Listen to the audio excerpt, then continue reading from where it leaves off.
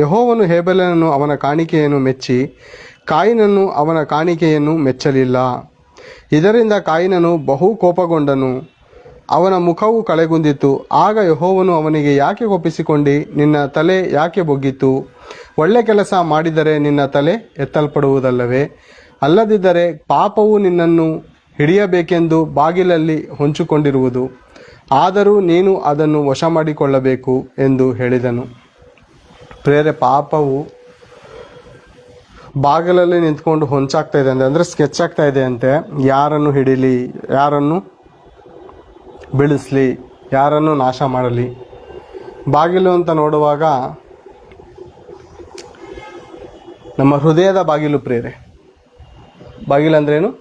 ನಮ್ಮ ಹೃದಯದ ಬಾಗಿಲನ್ನು ಸೈತಾನನು ತಟ್ಟುತ್ತಾ ಇದ್ದಾನೆ. ಒಂದು ಕಡೆ ದೇವರು ತಡ್ತಾ ಇದ್ದಾರೆ, ಓಕೆನಾ? ಒಂದು ಕಡೆ ಯೇಸು ಕ್ರಿಸ್ತನನ್ನು ಪ್ರಕಟಣೆ ಗ್ರಂಥ 3:20-21 ನೋಡುವಾಗ ನಾನು ಬಾಗಿಲಲ್ಲಿ ನಿಂತ್ಕೊಂಡು ತಡ್ತಾ ಇದ್ದೀನಿ ಅಂತ ಯೇಸು ಪ್ರಭು ಹೇಳ್ತಾ ಇದ್ದಾರೆ. ಇಲ್ಲಿ ಸೈತಾನನು ಕೂಡ ಎಲ್ಲಿದ್ದಾನೆ?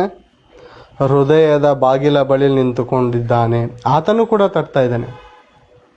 ಹೌದಾ? ಹೌದು ಪ್ರೇರೆ. ಅನೇಕರು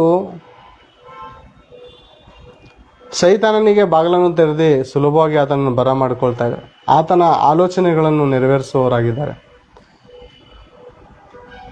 ನೋಡಿ ಪ್ರೇರೆ, ಈ ಚಿಕ್ಕ ಚಿಕ್ಕ ಮಕ್ಕಳ ಮೇಲೆ ಬಲಾತ್ಕಾರ ನಡೀತಾ ಇದೆ ಅಂದರೆ ಯಾರು ಮಾಡಿಸ್ತಾರೆ? ಇದು ದೇವ್ರು ಮಾಡಿಸ್ತಾರ?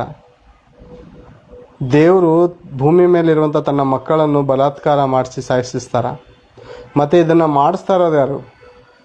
ಒಂದು ದುಷ್ಟ ಶಕ್ತಿ ಐತೆ ಪ್ರೇರೆ. ನಮ್ಮನ್ನು ಆಳ್ವಿಕೆ ಮಾಡ್ತಾ ಇರುವಂಥ ಒಂದು ಮಹಾಶಕ್ತಿ ಐತೆ. ಆ ಮಹಾಶಕ್ತಿ ಏನು ಮಾಡ್ತೈತೆ ಅಂದರೆ